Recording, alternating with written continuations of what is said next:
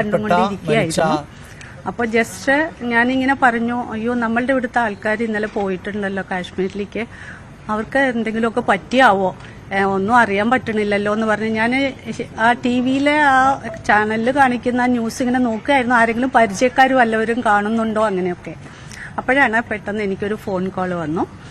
അത് എൻ്റെ ഒരു ഫ്രണ്ട് ജയലക്ഷ്മിയാണ് എന്നെ വിളിച്ചത്. എന്നോട് ചോദിച്ചു, ടീച്ചറെ അറിഞ്ഞില്ലേ എന്ന് ചോദിച്ചു. അപ്പം ഞാൻ എന്താണെന്ന് ചോദിച്ചപ്പോൾ നമ്മളുടെ രാമചന്ദ്രന് വെടിയേറ്റു എന്നാ കേൾക്കണം കേട്ടോ എന്നിങ്ങനെ എന്നോട് പറഞ്ഞു. അപ്പം ഞാൻ പറഞ്ഞു, അയ്യോ അവർ ഇന്നലെ കാശ്മീരിൽ പോയിരിക്കുകയായിരുന്നല്ലോ എന്ന് ഞാൻ പറഞ്ഞു.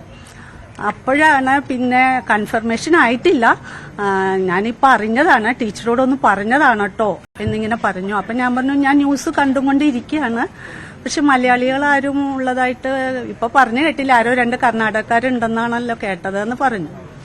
അത് കഴിഞ്ഞാണ് പിന്നീട് ജസ്റ്റ് ഇങ്ങനെ ഓരോ ഇൻഫർമേഷൻസും ഫോൺ കോളുകളും വന്നുകൊണ്ടിരുന്നു. അതിൽ നിന്നാണ് അറിഞ്ഞത് ഇങ്ങനെ രാമചന്ദ്രനും ഫാമിലിയും ഒക്കെ പോയതിൽ രാമചന്ദ്രന് വെടിയേറ്റു എന്നുള്ളത്.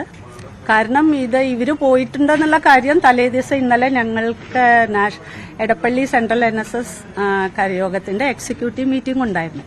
അപ്പോൾ രാമചന്ദ്രന്റെ ചേട്ടൻ രാജഗോപാലൻ ചേട്ടനും കമ്മിറ്റിയിലെ മെമ്പറാണ്. അപ്പോൾ ചേട്ടൻ വന്നിട്ടുണ്ടായിരുന്നു മീറ്റിങ്ങിന്.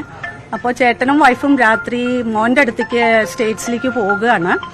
എൻ്റെ അനിയനും ഭാര്യയൊക്കെ കാശ്മീരിലേക്ക് പോയിട്ടുണ്ട്, ഹൈദരാബാദ് വഴിയാണ് പോയേ പറഞ്ഞപ്പോൾ ഞങ്ങൾ തമാശന് എല്ലാവരും കൂടെ ചിരിച്ചു പറഞ്ഞു, ചേട്ടനും പോണു അനിയനും പോണു എന്ന് എല്ലാവരും കൂടെ ചിരിച്ചും കൊണ്ട് അങ്ങ് പറഞ്ഞു. അങ്ങനെയാണ് ഇവര് കാശ്മീരിൽ പോയ വിവരം നമ്മൾ അറിയുന്നത് തന്നെ. പക്ഷേ പിന്നീടാണ് ഈ വൈക വിശേഷങ്ങളൊക്കെ ഇപ്പൊ അറിഞ്ഞത്.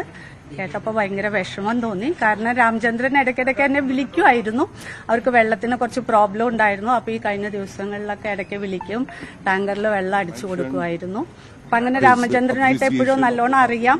അമ്പലത്തിലാണെങ്കിൽ നമ്മളുടെ കരയോഗം വഴി അമ്പലങ്ങളിൽ വരുമ്പോൾ വൈഫിനെയും രാജഗോപാലിനെയൊക്കെ നല്ല